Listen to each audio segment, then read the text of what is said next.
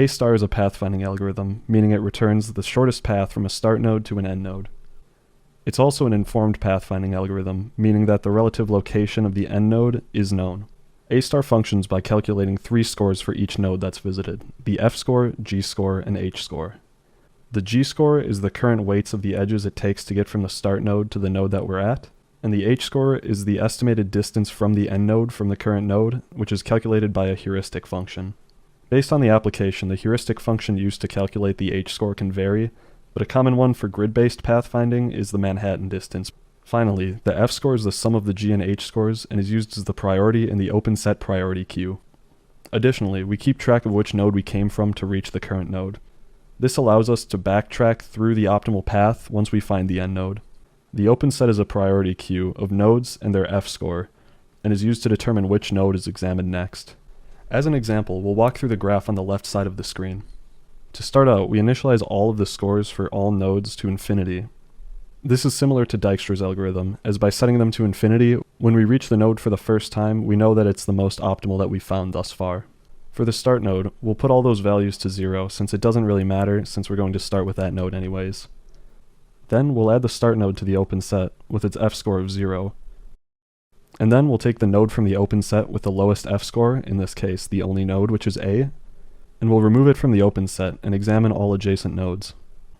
In this case, those nodes are C and B. We'll start with C first. As for the g-score, to get from A to C, the only path is this edge with a weight of 2, so that g-score is going to be equal to 2. Then for the h-score, in this example there isn't really a good heuristic function that we can use, but we'll say that the function we use returns, for example, 3. Then for the f-score, we just add those 2 scores together, which will give us 5. And we'll also keep track that we came from node A to get here, since we're crossing that edge from A to C. Then we can take node C and add it to the open set here with its f-score, which is 5. And we can move on to the other adjacent node, which is B.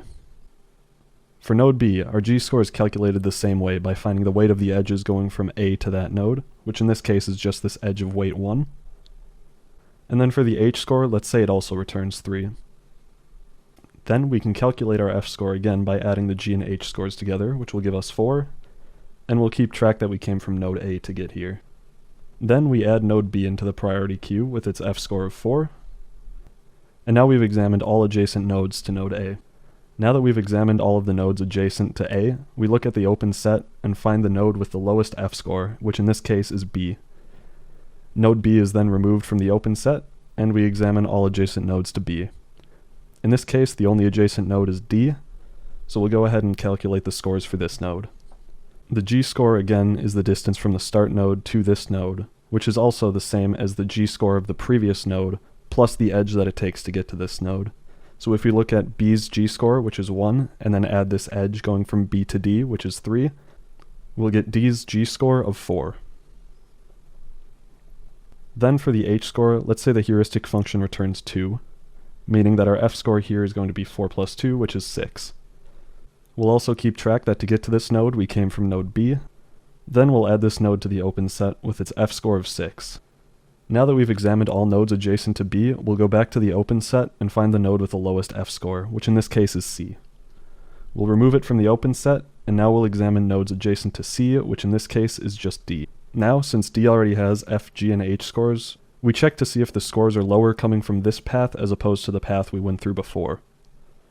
In this breakout here, we'll keep track of the scores to see if we're going to beat this f-score.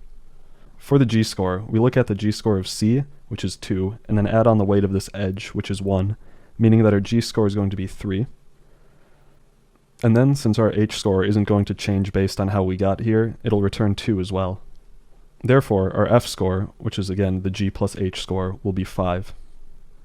Now the f-score of 5 here is less than the f-score that we got when we went from A to B to D, meaning that this path going from A to C to D is going to be more optimal. Therefore, since there's no reason to keep track of that suboptimal path, we'll remove the previous F, G, and H scores, and instead put in these F, G, and H scores from the optimal path. Additionally, we change the node that we came from B over to C, since D is preceded by C in this new path. Finally, we'll also update the F-score of D in the priority queue to its new F-score of 5. Now that we've examined all the adjacent nodes to node C, we'll go back to the open set and find the node with the lowest F-score. In this case, it's the only node, which is D, so we'll remove it from the open set and examine all adjacent nodes from D. The only adjacent node in this case is E, which is the end node. As long as our heuristic function never overestimates the distance from the end node, as soon as A star reaches the end node, we know that we've found the optimal path. So in this case, we'll just keep track that E was reached from D, and now by backtracking from E through each of the from values, we'll be able to find the optimal path from the start node to the end node. So starting from our end node E, we'll look at where we came from to get to it, which is D. We'll add that to the path, and then we'll look at D, which we reached from node C. And then node C we reached by going from A. And since A is the start node, this is our path. In this very simple example, since there's only really two paths that we can reach, we can go ahead and confirm this by adding these values. So following the path that we find that the weights are 2 plus 1 plus 1, which is a total weight of 4 to get from A to E. Following the only other path, which is A, B, D, E, we find that the weights are 1 plus 3 plus 1, which is equal to 5. Therefore, since our path was 4, we found the optimal path to go from A to E. As for the complexity of A star, both the time and space complexity are the branching factor raised to the power of the depth of the shortest path.